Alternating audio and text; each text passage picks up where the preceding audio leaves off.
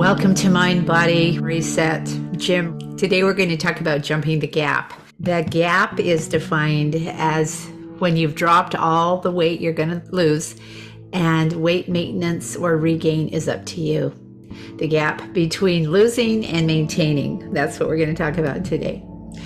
There are 10 evidence-based strategies to help you jump the gap successfully. And we're going to go into these in more detail. But the first one is to know your life's purpose, keep positive beliefs, keep your thinking flexible, make sure that you have a moral code that typically includes altruism, helping other people, effective emotional regulation, resilient role models, active coping instead of avoidance or distraction, learn how to manage challenges, make sure you have enough emotional and social support, and then your spiritual practices are also very important. So let's talk about these one by one.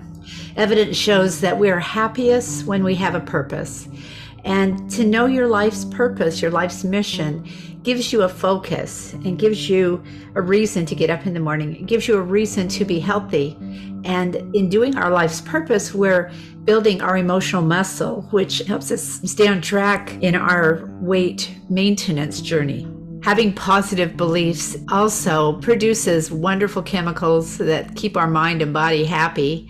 And also it motivates us to take those steps that we need to maintain the good habits that we're developing.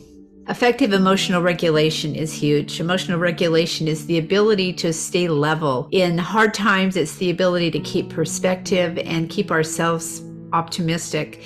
In happy times, it's the ability to realize that happiness isn't always going to last to that level, but to enjoy it, to be grateful for it, and to be prepared for when it goes away, but not live in that darker state. Having a moral code of altruism, helping other people, studies show that that actually benefits the giver almost as much or sometimes more than it benefits the receiver. The hormones and chemicals that our body releases when we do things to serve other people are real and they are feel good. And a lot of times, if you're having a bad day, if you look outside yourself and help someone else, it automatically cheers you up. Having the ability to think flexibly is huge because there's so many unknowns in life. If we get stuck on it has to be this one way, we're going to have a lot of unhappiness. If we have the ability to roll with the punches and to think flexibly, be nimble in our planning, it really helps when we are confronted with those uncertainties. Resilience is key. Resilience is being able to fall down and get up again. The old commercial for the watch, I can't remember, takes a licking but keeps on ticking. That is our goal, to be able to, no matter what life tosses at you, get up and keep moving forward.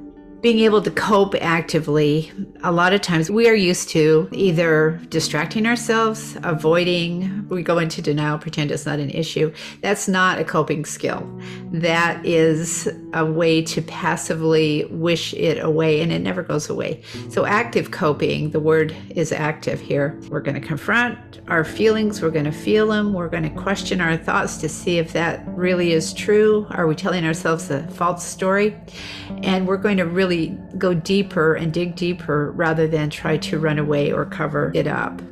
Because in the end, we get a lot more done and it goes away. We actually dig it out and it goes away. Being able to manage challenges as they crop up. Again, there's a lot of things we can't predict in life, and as they come up, these unpredictables, it's really important that we are able to manage them and have space and have a plan to manage those unknowns that come up. And then the knowns that come up, those are a little easier because we at least know what we're up against. But having a plan for managing those challenges, even if it's just stepping back, getting curious, and getting perspective.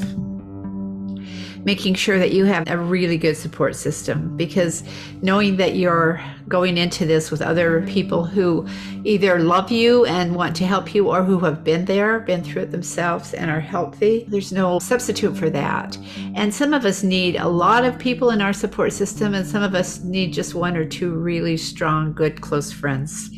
Spiritual practices, no matter what they are, spiritual practices are walking in the forest and loving to be around the trees, feeling the energy of the earth.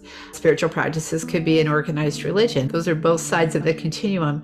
But Research has shown that people that practice those spiritual practices, whether it's meditation and mindfulness or whether it's active organized worship, are in a better spot emotionally and physically.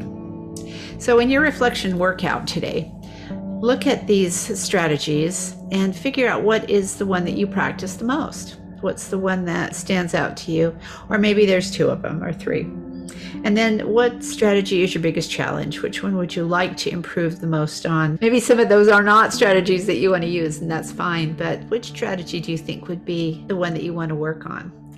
And how will you do that? What's going to be your focus there? And how will you work on that strategy? So write those things down in your journal and work on that through the next week, 2 weeks.